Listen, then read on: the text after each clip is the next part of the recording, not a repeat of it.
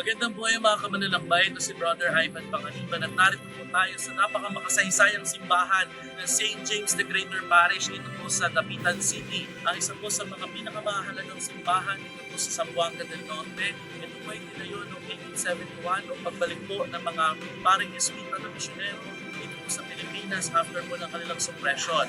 Nakatutuwa po sapagkat ito pong simbahan na ito ang may tuturing po na ina ng lahat po ng mga simbahan dito po sa Zamboanga del Norte at ito rin po ang isa po sa mga historic sites kung saan po nagstay si Jose Rizal nung kanyang pong exile dito mula 1894 hanggang 1896. Dahil dito, ito po ay isa sa mga naging sites for both tourism and pilgrimage at naging national cultural treasure po ito noong 2023. At meron po silang natatanging Marian devotion din po sa Nuestra Senora del Virgen del Pilar na sana po ay ating pagpilitin at ating pupuntahan itong simbahan na ito ng Dapitan.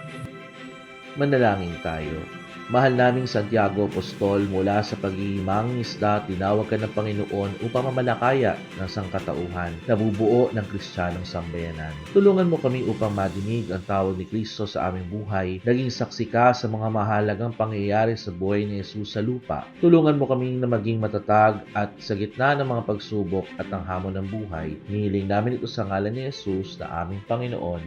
Amen.